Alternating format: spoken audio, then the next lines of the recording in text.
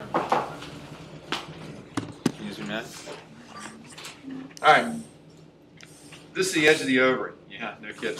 All right. And the primordial follicles are always going to be kind of clustered along this little edge here. So we need higher power to see them, though, because they're kind of small.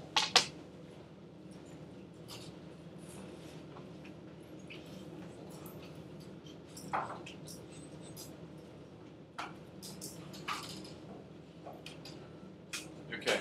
I'm going to even go to higher power.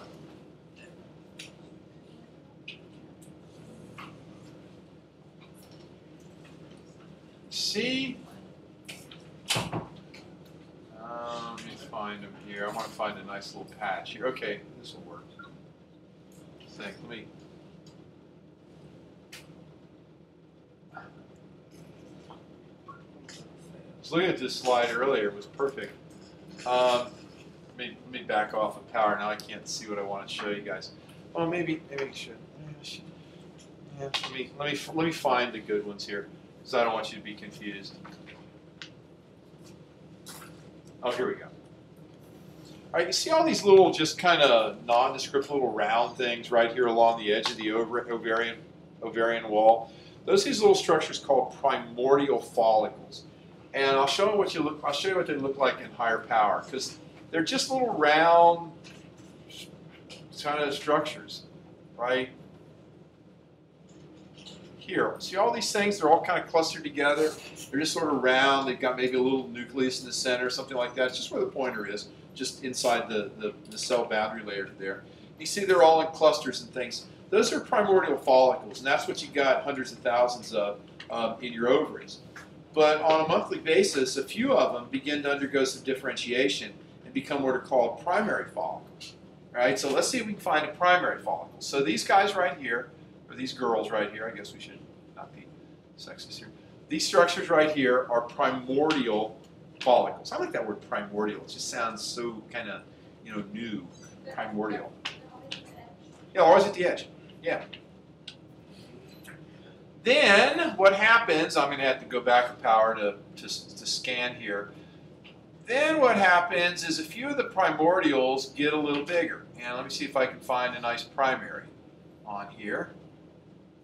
And I was looking earlier, I didn't have any trouble at all. And now here's a whole bunch of primordials right there along that edge. It's real obvious where the pointer is. It's this guy. That looks like a primary. Oh, here we go, right here. See this guy right here at the end of the pointer, right there? It's a little bit larger. It's got a little, cellular structure around it and stuff like that. It's right there at the end of the pointer. There's another one down there, also on the screen. Those are primary follicles. You see they're quite a bit larger. They have more differentiation associated with them. And we'll just look at them under the highest magnification so you can kind of get a picture of what they look like. Of course, now I have to find it again. It's right here someplace. There it is.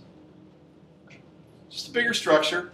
Right there you can see the center of it is the actual oocyte where the genetic material is. As you can see, it's gotten bigger, some cellular differentiation associated with it, and that's primary. Then the primary is going to get a little bit bigger and become a secondary. And the secondary follicles are always kind of, what's the word I want,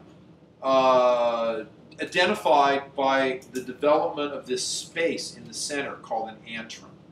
And I know there's one on here because I saw it earlier, but let me go back to low power so I can find it, and then we'll zoom in on it. I don't know what these big open spaces are in here. There's a gigantic primary, but right up at the top here, by the way, this stuff is corpus luteum, but right up here someplace, I spied me a really good secondary. Now I got to find it again, so right here.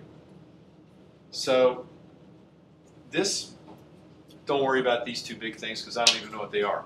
But this structure right here, see it's quite a bit larger. You see how there's like this empty space that's beginning to develop, like right here and a little bit more over here. That's called the antrum, A-N-T-R-U-M. And the antrum is something you always find developing or beginning to develop in a secondary follicle.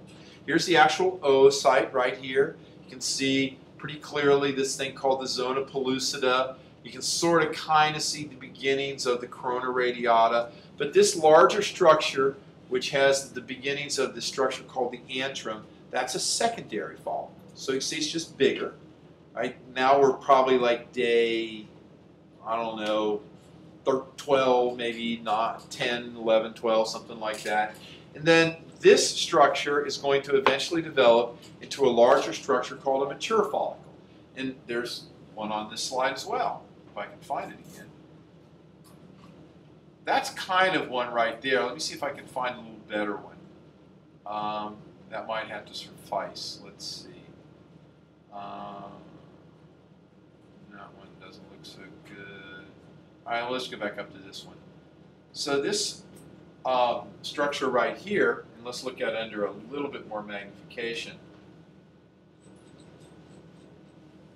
This kind of big, nice big round structure, that's a good one. This is a mature follicle. See, it's quite large, large antrum. These cells that are surrounding it here are called granulosal cells, and the cells around the outside that I'm outlining right now are thecal cells. You can see this is a good picture because look up here on the edge. There's primordial follicles up there. That's a great comparison.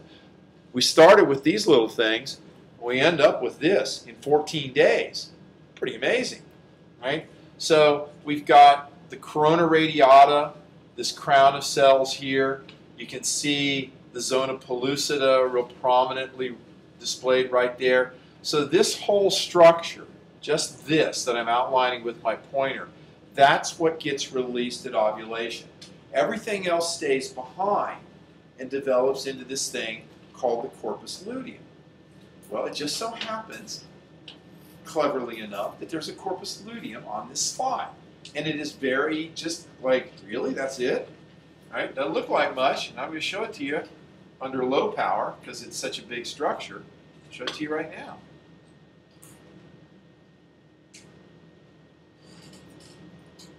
See this big mess right there in the center?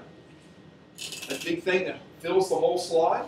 That's the temporary endocrine organ. It's not yellow, I agree. It's probably because of the stains they use. But that's the corpus luteum. That's the structure which stays behind and produces estrogen and progesterone that maintains the wall of the uterus, the fertilized egg. So what did this come from? This is a good slide. I like this slide. This big thing that's filling our screen is derived, or was derived, from the remnants of this. This thing left town, left into the ampulla, right? And all of this stays behind, and in the next couple of days develops in to this monster. Yeah? On the mature follicle, does it always have that, that kind of bridge that connects the... Yeah, always. Yeah, and actually, you know what? If you just look straight across the room to the picture of the female reproductive system, which is the one closest, the next one closest to the end there by the cadaver door, you can see all the way at the bottom, there's a really nice big mature follicle, and it's always got that little stalk the way it's attached. So that's really the good slide to look at. I mean, you guys can figure out, the stratified squamous epithelium of the vagina. That's no big deal. And some of these other structures as well. Also, well, I can show you the endometrium tomorrow night because I'm sure people are going to want me to show slides again tomorrow night. But this is an important slide, I think, just to understand the stages of development, how this works on a monthly basis from puberty on. Now, puberty, ladies, of course, begins the start of your reproductive years. My sister-in-law's niece works for an organization called La Leche, which I'm sure you know what that means. And Elisa has a degree in nutrition from San Diego State. She's next Peace Corps, knows a lot about that. So she counsels expectant mothers about the benefits of breastfeeding, of which there are many, with antibodies and all that kind of stuff.